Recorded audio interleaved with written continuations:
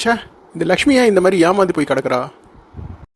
நல்லா படிச்சிருக்கா, நல்ல வேலைக்கும் போயிருக்கா, அது பத்தாதுன்னு அழகாகவும் இருக்கா, கல்யாணம் முன்னாடி வரையும் நல்லா சம்பாதிச்சிட்டு இருக்கா. கல்யாணம் ஆன அப்புறமா இவளுக்கு அறிவு வேலை செய்து நின்று போச்சு போல இருக்கு. இன்னும் அவன் வீட்டுக்காரரை நம்பி ஏமாந்துட்டு இருக்காளே. இதை இந்த வாரம் ஒரு முடிவுக்கு கொண்டு வந்துடணும். நம்ம வீட்டுக்காரர் வரட்டும், அவர்கிட்ட பேசி என்ன தீர்வுன்னு பார்த்துடலாம். பேசாமல் இவர்கிட்டயே சொல்லி போலீஸில் கேஸ் ஃபைல் பண்ணிடலாமா? அந்த பயந்தாங்கொழி லக்ஷ்மி அதுவும் வேணான்னு சொல்லுவா. என்னடா பண்ணது, தலையை பிச்சிக்கலாமான்னு வருது எனக்கு. கடவுளே, ஏதாவது ஒரு வழி சொல்ல, எப்படியாவது இந்த லக்ஷ்மி பொண்ணை இந்த ஃப்ராடு கும்பல் கிட்டேருந்து காப்பாற்றணும். ஐயோ, இவன் நான் நள்ளிரவில் நடனம் ஆடினு இருக்கிறா. என்னாச்சு இவளுக்கு? பைத்தியம் கீத்தி பிடிச்சிச்சா? அண்ணோ, அடியே அண்ணோ. வந்துட்டீங்களா? ஏன்டி தனியாக வீட்டில் இருந்து எதனா பைத்தியம் கீத்தி பிடிச்சிச்சா உனக்கு? ஏங்க, என் ஃப்ரெண்டு லக்ஷ்மி பற்றி உங்ககிட்ட சொல்லியிருக்கல, அவன் வீட்டில் பெரிய பிரச்சனை நடந்துட்டு இருக்குங்க. அதை எப்படியாவது சால்வ் பண்ணணும்னு நினைக்கிறேன். அதான் உங்ககிட்ட கேட்டுட்டு எதாக இருந்தாலும் பண்ணலான்னு யோசித்தேன். அவக்கு அதுதான் எனக்கு நல்லா தெரியுமே. அவங்க வீட்டுக்கார வேலை வெட்டிக்கு போக மாட்டான், செலவுக்கு காசு கொடுக்க மாட்டான், அவளையும் வேலைக்கு விட மாட்டேங்கிறான், வீட்டில் வச்சு டார்ச்சர் பண்ணிட்டு இருக்கான். இதில் என்ன இருக்குது புதுசாக சொல்கிறதுக்கு? லக்ஷ்மி வீட்டில் போட்ட நகையும் பணத்தையும் வச்சு கொஞ்ச நாள் ஓட்டிகிட்டு இருந்தா. இப்போ அதுவும் காலியாக ஆரம்பிச்சிருச்சு. நாலா பக்கமும் அவளுக்கு பிரச்சனையாக இருக்குது. குழந்தைக்கு ஃபீஸ் கட்ட முடியலையாம், வீட்டு வாடகை கட்ட முடியலையாம். இப்போ நல்ல பிரச்சனையில் மாட்டிகிட்டு இருக்கா. அதான் அவளை எப்படி நான் இதுலேருந்து காப்பாற்றுறதுன்னு யோசிச்சுன்னு இருக்கேன். இதில் யோசிக்க ஒன்றுமே கிடையாது. பேசாமல் அவங்க அம்மா அப்பா கிட்ட கூப்பிட்டு எல்லா விஷயத்தையும் சொல்லிடுங்க. அவங்க அம்மா அப்பாவுக்கு இந்த பிரச்சனை பற்றி தெரியாது இல்லை? ஆமாங்க, ஆனால் அவங்க அப்பாவுக்கு சரியான பயந்தாங்கொழியாங்க.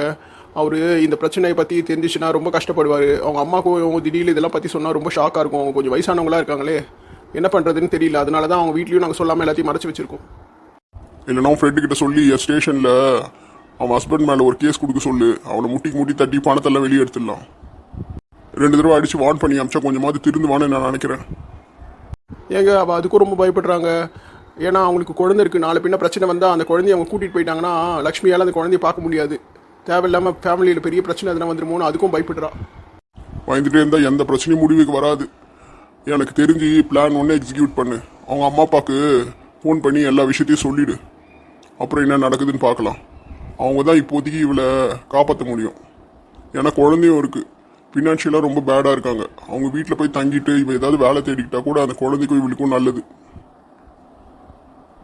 இப்போதைக்கு நான் என்னோட டெபிட் கார்டு அவகிட்ட கொடுத்துட்டு வந்திருக்காங்க. செலவு பற்றி பிரச்சனை இருக்காது ஒரு மாதத்துக்கு. என்னது, டெபிட் கார்டு கொடுத்துட்டு வந்தியா? இருந்தாலும் நீ உன் ஃப்ரெண்டுக்கு ரொம்ப தான் இடம் கொடுத்து வச்சிருக்க.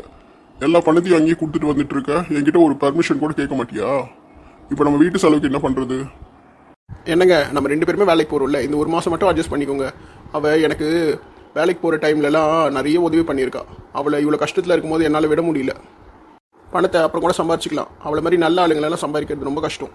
நான் படித்து முடிச்சுட்டு வேலையை இல்லாமல் சுற்றிட்டு இருந்த டைமில் அவள் தான் எனக்கு சாப்பாட்டுக்கு தங்குறதுக்கு எல்லாத்துக்குமே செலவு பண்ணிகிட்டு இருந்தான். அந்த டைமில் அவள் மாதம் 50,000 சம்பளம் வாங்கிட்டு இருந்தா.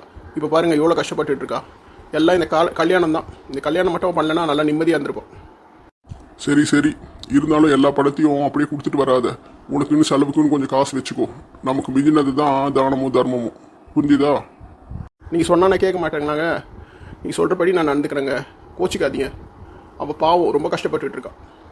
சரிம்மா, நீ அவங்க அம்மா அப்பாவுக்கு ஃபோன் பண்ணி இந்த விஷயத்தை பற்றி சொல்லிவிட்டு என்ன பண்ணுறதுன்னு கேளு. இனிமேலும் இந்த விஷயத்தை இப்படி விட்டு வைக்கிறது நல்லதே கிடையாது. சரிங்க, கை காலெலாம் கழுவிட்டு வாங்க, டிஃபன் வைக்கிறேன். இன்றைக்கி பாத்திரம் நிறைய கிடக்குது கிச்சனில். கொஞ்சம் பாத்திரத்தை கழுவி போட்டுருங்க. கால் கையில் ரொம்ப வலிக்குது. ஆமாம், எனக்கு வேலை உள்ளனா உனக்கு தூக்கம் வராதே. நம்ம நாசுக்கா வேலை விட்றோன்றத எப்படியோ மனுஷப்பெல்லாம் கண்டுபிடிச்சிடுறாரு.